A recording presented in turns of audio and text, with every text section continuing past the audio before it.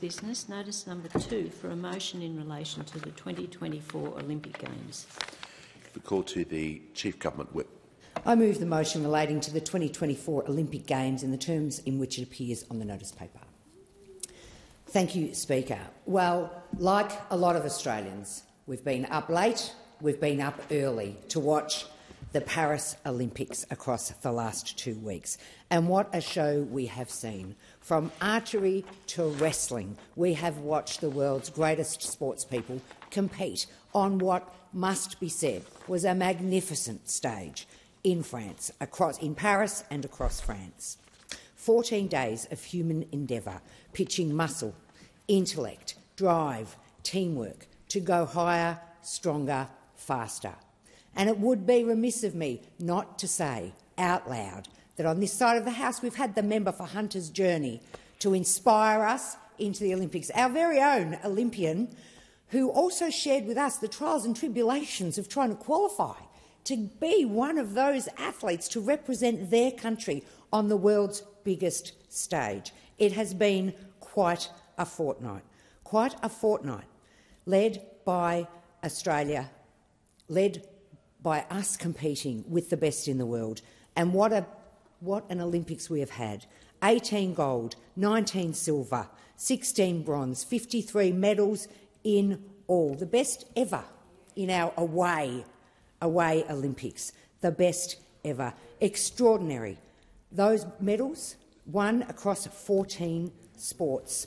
And whether that be in the pool, on the track, on the field, on the court, on the pitch, on the floor, in the velodrome, in the River Seine, in the streets of Paris, the Marseille Marina or the Nautical Stadium, our Australians have done us incredibly proud. They've pitched themselves against the best in the world and done their country very proud, their families and themselves.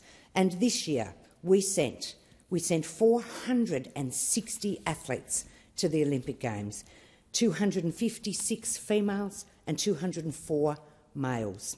55.6 female team. I know that many members in the House on this side want to celebrate that. Our youngest athlete was 14, of course, Arisa True in the skateboarding, who won a gold medal in the park. And our eldest was 51, Shane Rose, in the equestrian events. There were Australians competing at their 5th Olympics. Eddie Ockenden, Edwina Tops-Alexander, Joe Ingles, Paddy Mills, Lauren Jackson, Melissa Wu, competing in their 5th Olympics at the top of their game across 5 Olympics. What an extraordinary achievement.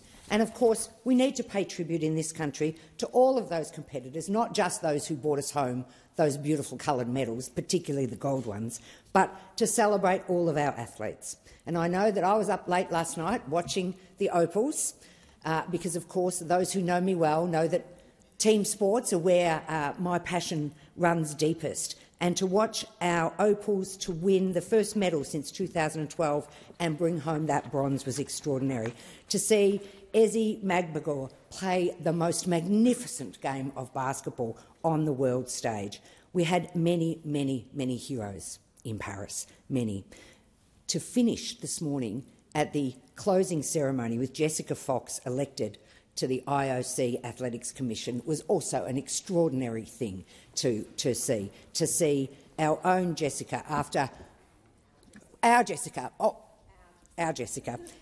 to see her, one of the most successful Australian Olympian ever, elected to represent athletes is also extraordinary. In the 1924 Paris Olympics, Australia sent 34 athletes. They were all men. This year, we sent, as I said, 460 athletes, and we competed across an enormous number of sports. So there are many things to celebrate, many things to celebrate, but some of those worth mentioning for me, some of the special moments were Nina Kennedy winning gold in the pole vault, Molly O'Callaghan, 3 gold, 1 silver and 1 bronze in the pool. Extraordinary. Mentioned Arisa True, but Saya in the BMX gold. What a moment for that young lady and a moment for her family, not to mention the Fox sisters and the Stingers, Who could miss the Stingers in the women's water polo? What troopers they are, bringing home the silver after an extraordinary Olympics. The women in the pool, the women on the track, the women in the field. An extraordinary performance by the Australian women, an extraordinary performance by the Australian team. Thank you, Deputy Speaker. I thank